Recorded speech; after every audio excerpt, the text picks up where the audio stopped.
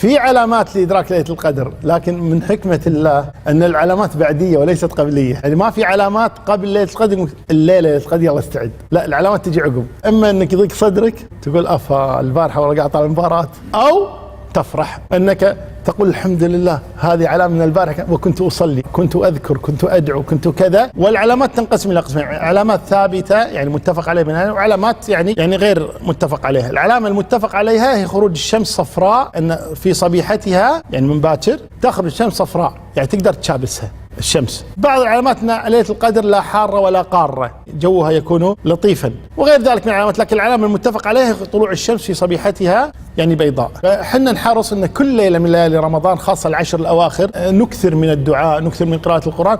فإذا قدر الله وصادف إحدى هذه ليلة القدر لن أدرك، التمسوها في الليالي الوترية، في 21 23 25 27 29. نعم.